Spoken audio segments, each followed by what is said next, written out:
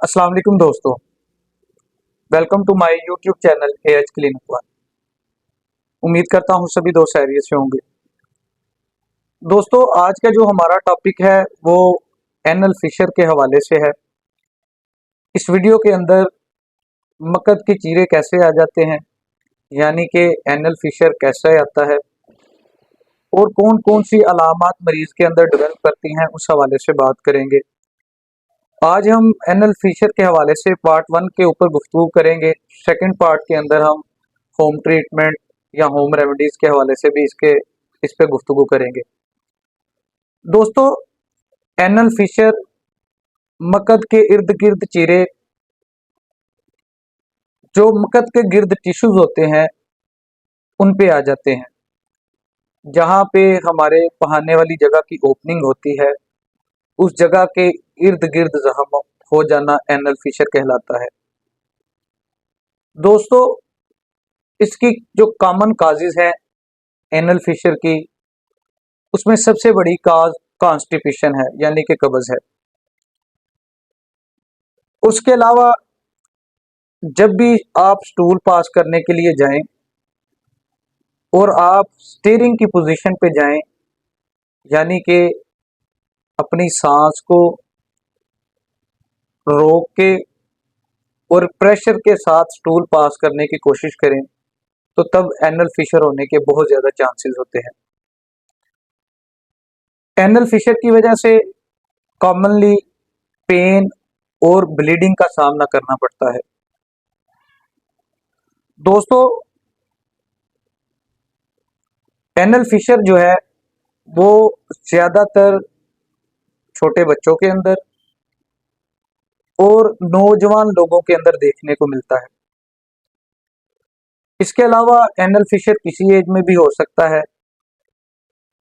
लेकिन औरतों के अंदर जो किसी बच्चे को डिलीवर करें, या नौजवान लड़के या छोटे बच्चे, उनके अंदर एनल फिशर के मसाइल देखने को मिलते हैं। अगर सिम्टम्स की बात करें तो पेन होती है बोवल मूवमेंट्स की। जब बोवल मूवमेंट्स यानी कि अंतड़ियों की मूवमेंट होती है, उस दौरान पहाने वाली जगह पे दर्द होती है। इसके अलावा पहाना करने के बाद घंटे के लिए, थोड़ी देर के लिए या घंटों के लिए दर्द का सामना करना पड़ता है, और ये दर्द इंतहाई शदीद बर्निंग वाली पेन होती है, जो मरीज का बैठना, उठना, लेटना, हर चीज को मुतासर कर देती है। इसके अलावा जब मरीज स्टूल पास करने लगता है तो मरीज को स्टूल के साथ ब्लड आता है, जिसको टॉयलेट के ऊपर देखा जा सकता है। जब यहाँ आप वॉश करने के लिए टिश्यू वगैरह यूज करते हैं तो टिश्यू के ऊपर ब्लड लगा हुआ नजर आता है। इसके अलावा दोस्तों, विजिबल क्रैक्स जो है, जो पेरिनियल एरिया है, यानी कि जो पहाने वाली जगह के इर्द गिर्द जगह है, उनके ऊपर वाज़े तौर पर चीरे देखने को मिलते हैं। उसके साथ साथ एनल फिशर की वजह से पेरिनियल एरिया के करीब लंप एक देखने को मिलता है, जिसके करीब फिशर हो वहां पे स्किन का इकट्ठा होना या एक छोटा सा लंप बन जाना देखने को मिलता है। दोस्तों, अगर इसकी काजेज की बात करें तो मेनली काज जो मैं आगे बता चुका हूँ, कॉन्स्टिपेशन है।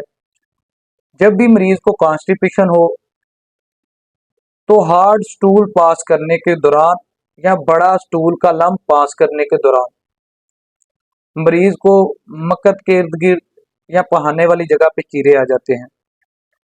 इसके अलावा मरीज को बहुत देर से डायरिया का मसला हो, यानी कि जिसे लॉन्ग लास्टिंग डायरिया कह सकते हैं या क्रॉनिक डायरिया कह सकते हैं, उसकी उसकी वजह से एनल फिशर का सामना करना पड़ सकता है।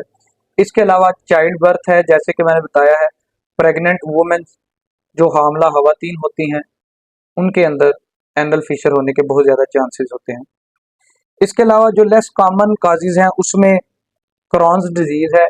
क्रॉन डिजीज जो है डाइजेस्टिव सिस्टम की एक इन्फ्लामेटरी डिजीज है, जिसकी वजह से किसी भी डाइजेस्टिव सिस्टम के हिस्से की, महसूस हिस्से की सोजिश हो जाती है, जिसकी वजह से बाज़ दफ़ा हमें एनल फिशर का भी सामना करना पड़ता है। इसके अलावा आईबीएस की वजह से भी एनल फिशर का सामना करना पड़ता है, उसके अलावा एनल कैंसर की वजह से एनल फिशर का सामना करना पड़ेगा।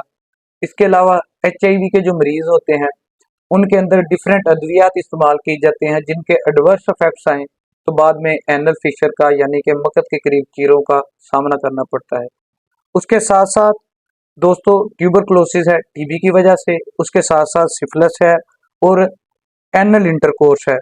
एनल इंटरकोर्स की वजह से भी हमें मकद के चीरे यानी कि एनल फिशर का सामना करना पड़ता है। अगर रिस्क फैक्टर्स की बात करें तो उसमें कॉन्स्टिपेशन है, चाइल्ड बर्थ है, उसके अलावा क्रॉन्स डिजीज है जो उसकी काजेज हैं, उसके अलावा एनल इंटरकोर्स है और एज है।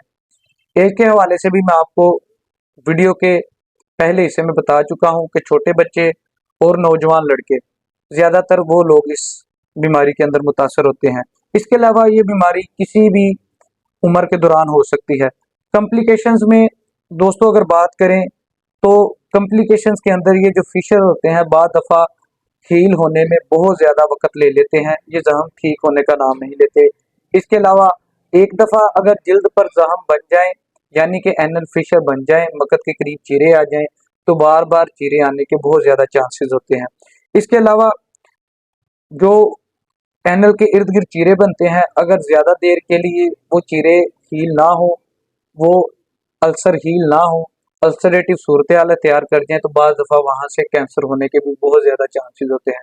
क्योंकि इंसानी जिस्म का ये हिस्सा इंतहाई गंदा हिस्सा होता है जिससे स्टूल पास होना होता है, जिससे जिस्म से फासद मादे बाहर की तरफ निकलने होते हैं और बाज़ दफ़ा जब ये जख्म हील नहीं होता तो उसकी वजह से एनल कैंसर का हमें सामना करना पड़ता है।